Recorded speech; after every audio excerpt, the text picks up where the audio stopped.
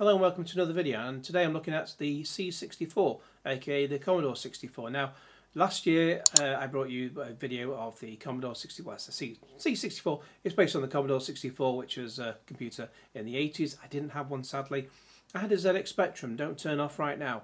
But last year I checked out a C64 Mini. I did an unboxing on here, and absolutely bloody lovely piece of machinery it was. But now the news has been announced that even though we knew a full-sized keyboard was coming, it's actually going to be released. That's been announced today on December the 5th. Now, if you've pre-ordered it or if you've done it through Indiegogo, you'll get it just before the release date. But it'll actually go into the shop. So if you want to just buy it off the shelf, as we used to back in the 80s, it's going to be in the shops from December the 5th, as I say, with suggested retail price of £109.99 or €119.99. And the following press release has been announced. A timeless classic is being given a new lease of life with the launch of a full-size version of the C64.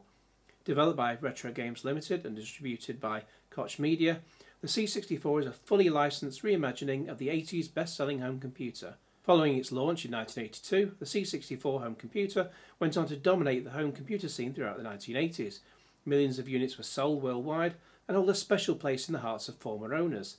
37 years later, and it's back again. The full-size, the C64, has a full working keyboard, comes with an updated microswitch classic joystick which plugs into one of the 4 USB ports and connects to any modern TV via HDMI. It features 3 switchable modes, boot either straight into the original C64 Basic or VIC-20 Basic, or switch to the games carousel and play one of the 64 built-in games in 50Hz or 60Hz with optional CRT filters and screen modes. As well as the classic C64 and VIC-20 Basic modes, the pre-installed games include such classics as California Games, Paradroid and Boulder Dash, with new additions like Attack of the Mutant Camels, Hover Bother, Idris Alpha and Grid Runner, topped off with a recently re-released shoot 'em up Galencia, and also the text adventure Planet of Death, to let you relive the glory days of true keyboard gaming. You can even load and save your own C64 and VIC-20 games via the USB flash drive, as well as access multi-disc utilities.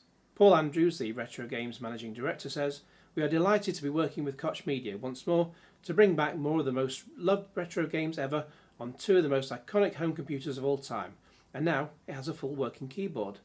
The C64 Full Size is a reimagining of the classic C64 computer and the second in a planned series of products along the way. Now, with that mention of an updated joystick, I do hope they have updated it, because, I mean, although mine's been fine, there have been reports of problems with the original one that was shipped with the C64 Mini, in that it broke, basically, so it wasn't up to snuff. So they're saying it's updated, so, let's just hope that it doesn't break this time.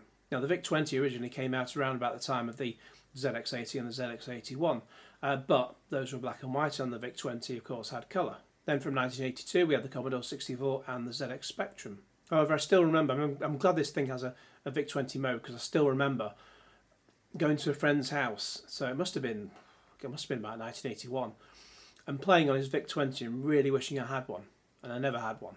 So as much as the Commodore 64 has a lot of great games, and you can have a lot of fun with it, VIC-20, I do want to have a play with that. And in fact, I've done a game recently. Well, I've not done a game. I can't program a game to save my life, but I did play and put some gameplay online, and also do a review of a game a little while back called Escape on the VIC-20, which I'll put some gaming footage over the top of this, and it was really good fun. So I'd like to try some more VIC-20 games.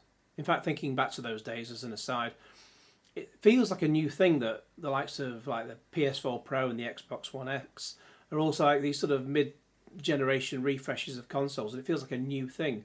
Yeah, of course, back in the day, the ZX Spectrum, that was 48K, they then had the ZX Spectrum 128K, and then we had the Plus 2, or I think the ZX Spectrum Plus, and I think we had the Plus 2 and the Plus 3, because I think the Plus 2 had, shoot me if I get this wrong, the Plus 2 I think had the tape machines sort of attached into it, the data corder, and then the Plus 3 had the disk drive. But so, and these pretty much came out on an annual basis, so I'm thinking this is a new thing. It's not. But that's an aside. The C64 is coming out on December the 5th, as I say, for a penny under £110 and 1 cent under €120. I hope to check one out nearer the time, but in the meantime, please like this video and share it with your friends, and subscribe if you haven't already, and click on the little bell to get all the notifications, and cue Genesis.